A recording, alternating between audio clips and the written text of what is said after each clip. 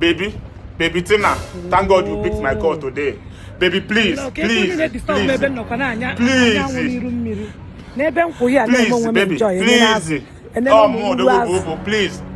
Please, I'm kneeling down. Please forgive me. Please forgive me. Can you stop calling my phone? You've been calling me all this time, every day, every night. Come on now. Just stop the act already. Please.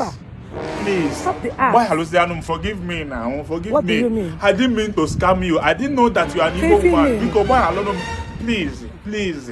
I'm on my knees because why Halusianum? Because the antenna. Because no. I don't want you to be on your knees. No, I'm not God. I will not stand up until you forgive me. I will not stand up until you forgive me. Please get up. But let me tell you, I'm forgiving you, but I can't forget. I want you to know that there is a different thing between forgiving and forgetting.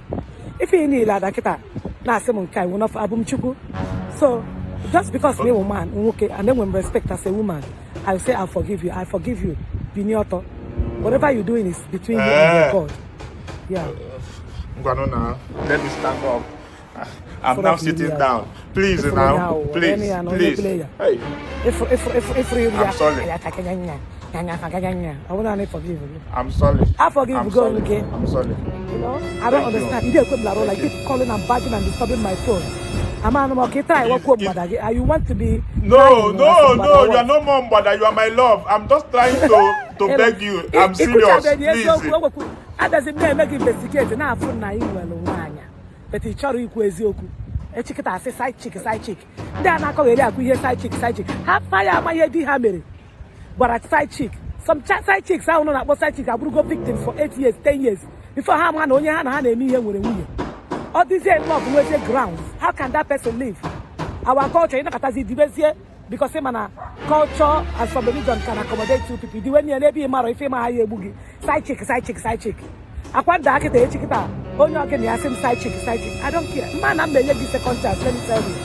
Nemanya, just say okay. Just be real. Nemanya. Okay, sorry. Okay. Second chance. I am your mepe well because I'm not conditioned Nigeria. I spoke with you for a long time. I understand your heart. You're trying to survive because this condition our government they were our youth. I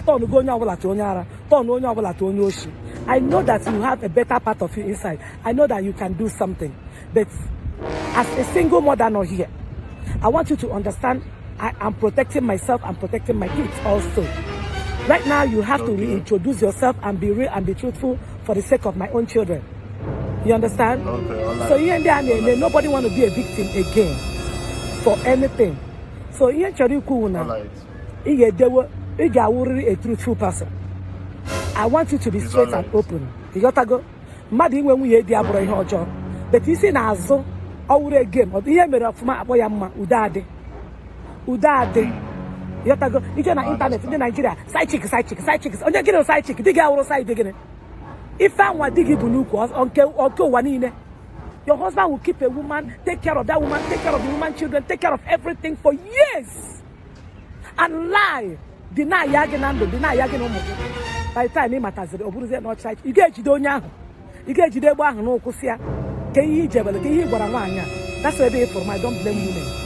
I'm not coming to one the motor, my non adio, me non adi, because someone really work out Waragi. Unabo adults. It doesn't be a way to catch here.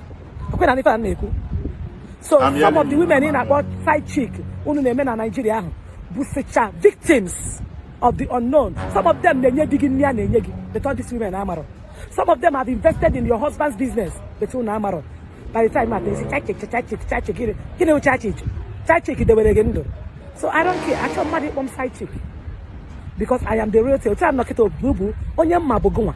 But this said, I'm not only when your wife, I'm on this and on your now for and I have to deal with you and as a man and woman face to face. I have forgiven you. Oh, we can boss it was there, my everyday Bible. The century wagable. If you want this relationship, over for love, you know I loved you. And you have a lot of things to do for us to recover. You're my boo-boo, Nezioku. You know, not there when we were. You know what it takes to just turn overnight and reverse. If you don't go one easy, you have to go.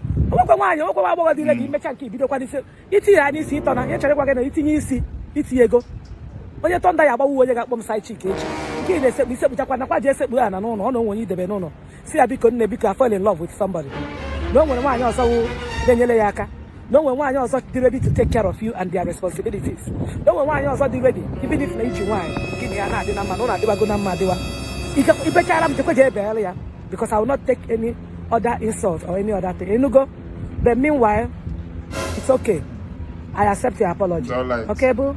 It's all right.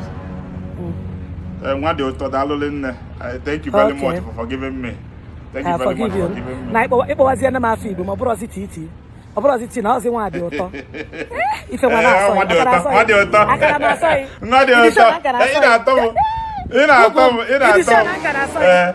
Odogo bụ ife abụ boat. Ife abụ restaurant na boat. Ndị mmadụ na-abịakwa eri lounge.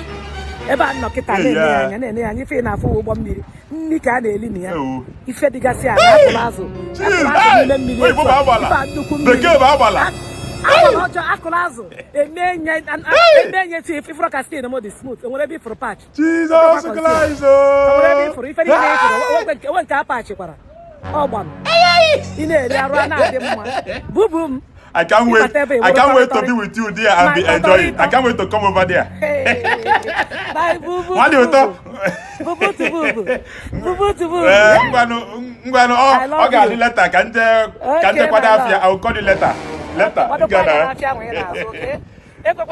Okay, sir. Oh, I go.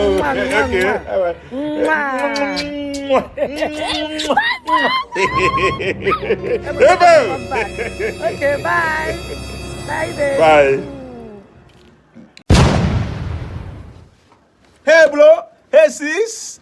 Do you want me to feature you in my comedy skits? Do you want to come in as guest in my comedy programs? Guess what? I can feature you from anywhere in the world. Distance is not a barrier. I can feature you from anywhere you are in the world. Let me get your face to the world. Let's get that gist to the world. Let's discuss that topic to the world. Remember, I'm still the best MC for your event. The best MC for your event. Remember, all your adverts, I got you. Let's get your product selling. Do you want adverts? Do you want shout out? Birthday shout out? Do you want weekend shout outs? I'm here for you, just shaking the money. We'll do it for you. All my comedy skits, you can watch it on Yambaba Comedy on YouTube. Don't forget to subscribe after watching. And put on your bell so that you'll be getting notification whenever I post. Those people love and appreciate you. I can feature you from anywhere in the world. Don't forget that.